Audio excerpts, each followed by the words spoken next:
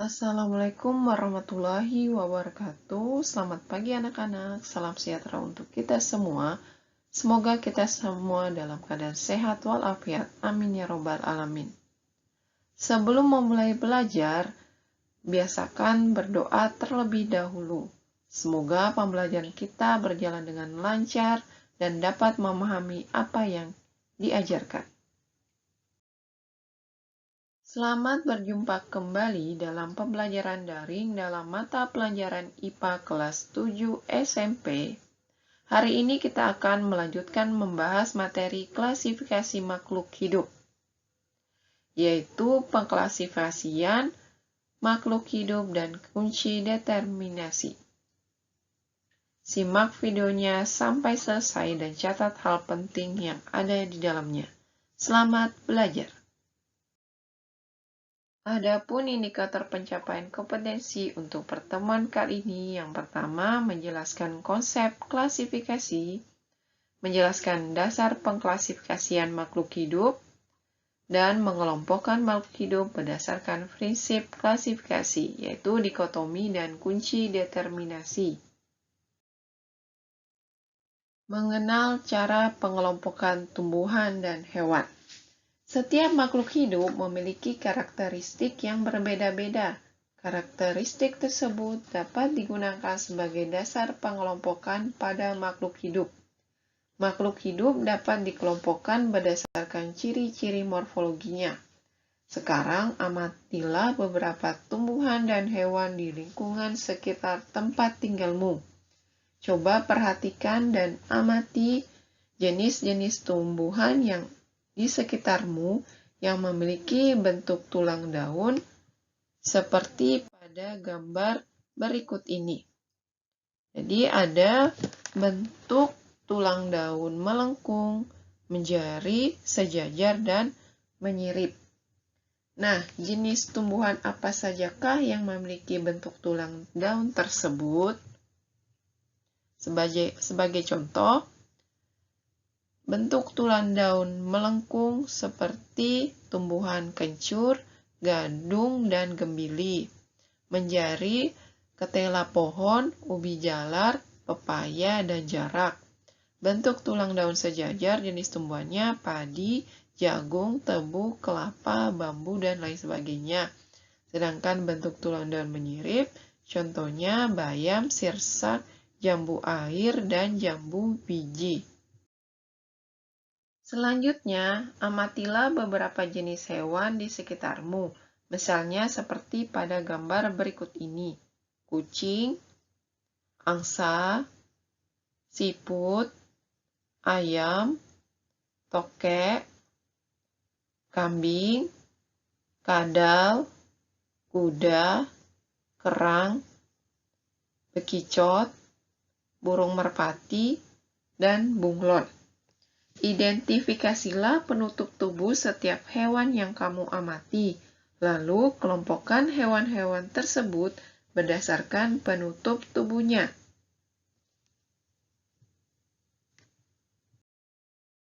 Berikut tabel identifikasi hewan dengan penutup tubuhnya.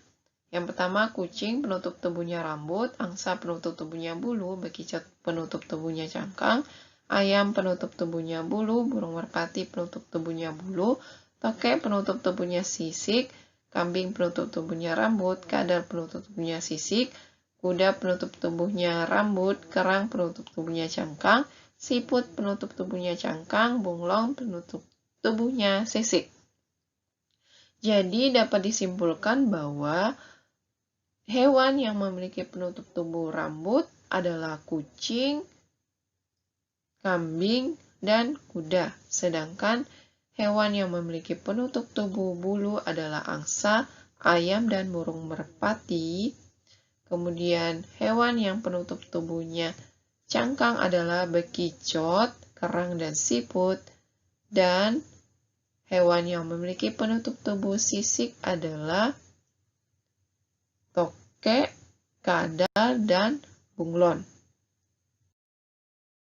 Berdasarkan kegiatan tersebut, kamu telah melakukan pengklasifikasian tumbuhan dan hewan berdasarkan ciri morfologinya. Mengapa makhluk hidup perlu diklasifikasikan? Apa tujuan pengklasifikasian pada makhluk hidup? Bagaimana cara mengklasifikasi makhluk hidup? Untuk mengetahuinya, mari kita simak materi berikut ini. Sebelumnya, apa sih itu klasifikasi?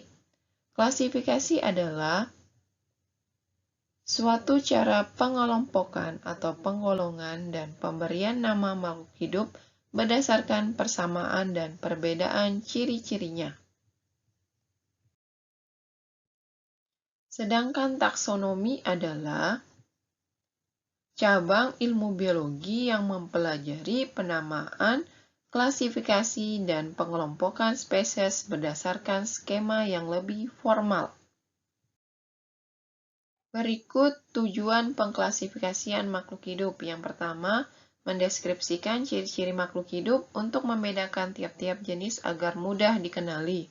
Yang kedua, mengelompokkan makhluk hidup berdasarkan ciri-cirinya, mengetahui hubungan kekerabatan antara makhluk hidup, dan mengetahui evolusi makhluk hidup atas dasar kekerabatannya.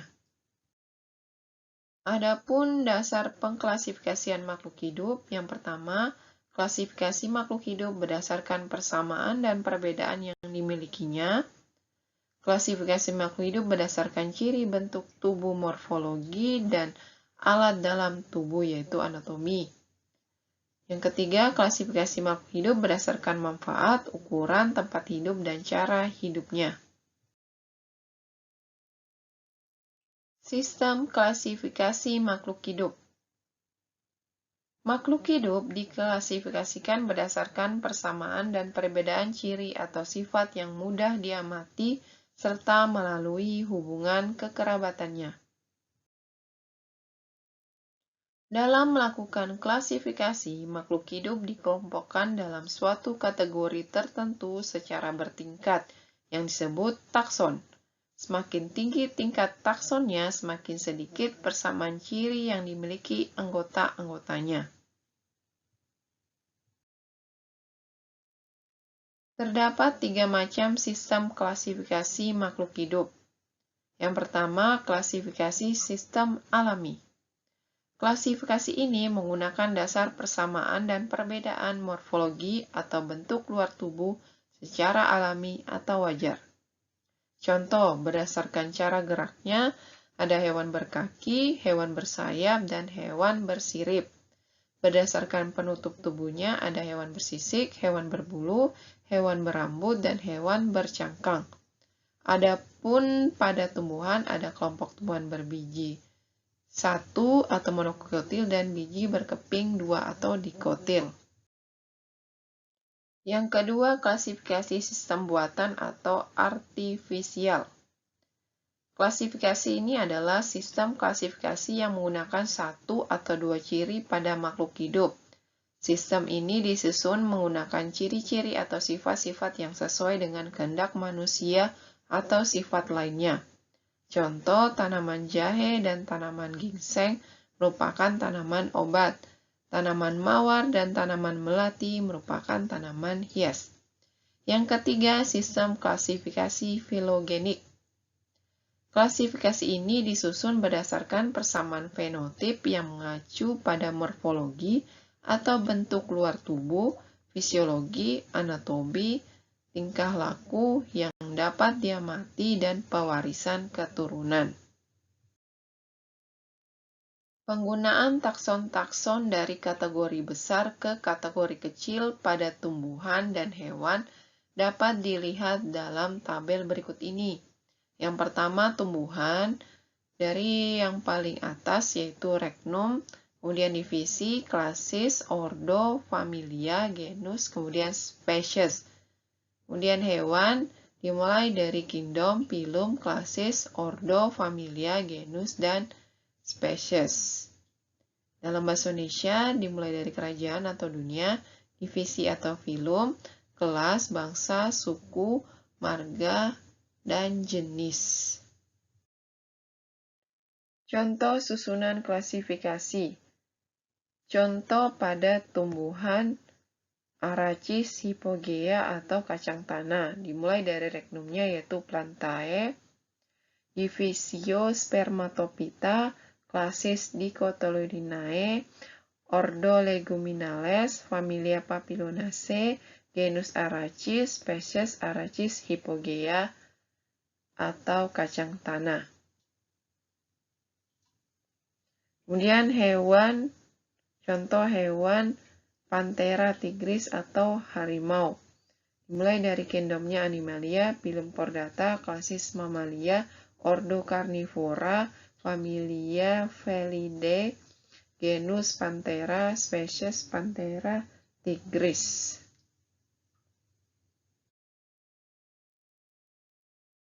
Pemberian nama ilmiah. Prinsip lain yang perlu diperhatikan dalam sistem klasifikasi yaitu pemberian nama ilmiah pada makhluk hidup. Pemberian nama ilmiah makhluk hidup ini dikenal dengan binomial nomenklatur. Binomial nomenklatur artinya pemberian nama ilmiah makhluk hidup dengan dua kata. Kata pertama menunjukkan genus atau marga, sedangkan kata kedua menunjukkan spesies atau jenis. Adapun ketentuan-ketentuan yang harus dipenuhi dalam menulis nama ilmiah makhluk hidup dengan sistem tata nama binomial yaitu nama spesies terdiri atas dua kata. Kata pertama merupakan nama genus, kata kedua merupakan penunjuk spesies. Huruf pertama penunjuk nama genus digunakan huruf kapital atau huruf besar. Huruf pertama penunjuk spesies digunakan huruf kecil. Nama spesies menggunakan bahasa Latin atau yang dilatinkan. Jika ditulis dengan tangan, harus diberi garis bawah. Garis bawah kata pertama dan kata kedua harus terpisah. Jika diketik, harus digaris bawah atau dicetak miring atau dicetak tebal, agar dapat dibedakan dengan nama atau istilah lain. Contoh tanaman mangga. Nama ilmiahnya yaitu Mangifera indica. Yang pertama di garis bawah, yang kedua dicetak miring, atau yang ketiga dicetak tebal. Kemudian, jika tidak diketahui penunjukan jenis atau spesies, maka nama spesiesnya adalah setelah genus ditulis SP titik dengan huruf kecil dan tidak dicetak miring, di garis bawah atau dicetak tebal. Contoh, Manihot SP. Menurut sistem binomial nomenklatur, nama penemu suatu spesies dicantumkan di belakang nama spesies. Nama penemu dapat disingkat dengan menulis huruf depannya saja. Contoh, Oryza sativa L titik. L merupakan singkatan dari nama penemunya yaitu Linnaeus. Jadi, misalkan tumbuhan mangga yaitu Mangifera indica L titik. Mangifera adalah kata pertama yang merupakan genus. Kata kedua indica adalah penunjuk spesies dan L titik adalah nama penemu. Kata pertama dimulai dengan huruf kapital atau huruf besar, sedangkan kata kedua menggunakan huruf kecil semua. Kemudian bisa dicetak miring atau dicetak tebal. Selanjutnya yang akan kita bahas adalah kunci determinasi. Kunci determinasi merupakan uraian keterangan tentang ciri-ciri makhluk hidup yang disusun berurutan mulai dari ciri umum hingga ciri khusus untuk menentukan suatu jenis makhluk hidup. Kunci determinasi bermanfaat untuk menentukan jenis kelompok dan nama hewan atau tumbuhan yang belum diketahui. Kunci determinasi sederhananya dinamakan kunci dikotom. Dalam pembuatan kunci dikotom perlu memperhatikan hal-hal berikut ini. Yang pertama, kunci dikotom menggunakan sifat morfologi sehingga mudah untuk diamati. Yang kedua, sifat-sifat morfologi tersebut dituliskan dalam urutan nomor. Setiap nomor terdiri atas dua pernyataan pendek dan mudah dipahami. Yang ketiga, setiap pernyataan dalam satu nomor didahului kata yang sama. Namun, pernyataan pada nomor yang berurutan, misalnya pernyataannya pada nomor 1 dan 2 tidak boleh dimulai dengan kata yang sama. Yang keempat, kedua pernyataan dalam satu nomor harus menunjukkan sifat morfologi berkebalikan. Dan yang kelima, kedua pernyataan dalam satu nomor tidak boleh memiliki makna relatif. Berikut contoh penulisan pernyataan pada kunci dikotom. Ada pernyataan yang benar dan pernyataan yang salah. Nomor 1. 1A. Hewan tidak bertulang belakang. B. Hewan tidak bertulang belakang. Salah jika dituliskan A. Hewan tidak bertulang belakang, sedangkan B-nya tidak bertulang belakang. Jadi seharusnya tetap masih dituliskan kata hewannya. Kemudian pernyataan kedua, A berkaki 4 pasang, B berkaki 5 pasang. Salah jika dituliskan A hewan berkaki 4 pasang, B hewan berkaki 5 pasang. Seharusnya tidak dituliskan kembali kata hewannya.